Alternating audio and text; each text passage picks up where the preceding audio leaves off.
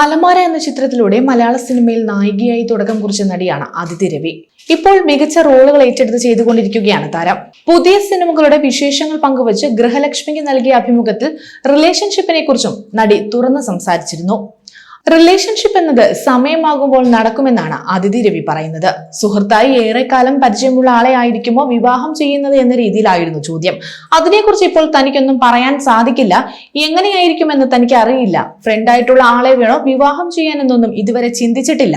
Correct തനിക്ക് ഒരാളാവുമ്പോൾ എപ്പോഴെങ്കിലും അവർ മുന്നിലെത്തും. അത് സുഹൃത്തായിരിക്കുമോ മറ്റാരെങ്കിലും ആയിരിക്കുമോ എന്നൊന്നും ഇപ്പോൾ പറയാൻ പറ്റില്ല. റിലേഷൻഷിപ്പ് ഒക്കെ അതിന്റെ സമയം എത്തുമ്പോൾ അങ്ങ് സംഭവിക്കുമെന്നാണ് തന്റെ വിശ്വാസം. നമ്മൾ ചിന്തിച്ചു കൂട്ടിയത് പോലെ ഒന്നുമായിരിക്കില്ല ചിലപ്പോൾ സംഭവിക്കാൻ പോകുന്നത്.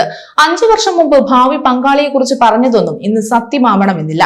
അത് മാറിക്കൊണ്ടേയിരിക്കും. എന്താണോ സംഭവിക്കാനുള്ളത് കറക്റ്റ് ആ സമയം എത്തുമ്പോൾ അതങ്ങ് സംഭവിക്കുക തന്നെ ചെയ്യും. അത് റിലേഷൻഷിപ്പ് ആണെങ്കിലും മറ്റെന്താണെങ്കിലും അങ്ങനെയാണ് എന്ന് അദിതി രവി പറയുന്നു. കൂടാതെ ജിത്തു ജോസഫുമായുള്ള ബന്ധത്തെക്കുറിച്ചും മോഹൻലാലിനെ കുറിച്ചും അദിതി സംസാരിക്കുന്നുണ്ട്.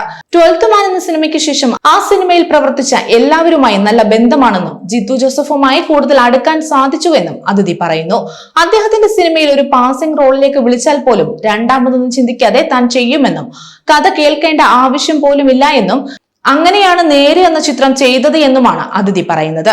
മോഹൻലാൽ എന്നാൽ ഒരു ഓറയാണ് എന്നും അദ്ദേഹം അടുത്തെത്തുമ്പോൾ ഒരു പോസിറ്റീവ് എനർജി എല്ലാവർക്കും അനുഭവപ്പെടുമെന്നുമാണ് അദിതി രവി പറയുന്നത്. 12th മാൻ എന്ന ചിത്രത്തിലും നേരിലും മോഹൻലാലിനൊപ്പം അഭിനയിക്കാൻ അവസരം കിട്ടിയ സന്തോഷത്തിൽ അദിതി നേരത്തെ പറഞ്ഞിരുന്നു. 2014 സജി സുരേന്ദ്രൻ സംവിധാനം ചെയ്ത ആംഗ്രി ബേർഡ്സ് ഇൻ ലവ് എന്ന മലയാളം റൊമാന്റിക് ഡ്രാമ ചിത്രത്തിലെ ഒരു സഹകഥാപാത്രത്തിലൂടെയാണ് അദിതി വെള്ളിത്തിരയിലേക്ക് അരങ്ങേറ്റം കുറിച്ചത്. പിന്നീട് ചെറിയ വേഷങ്ങളിലൂടെ താരം മുന്നേറിയിരുന്നു.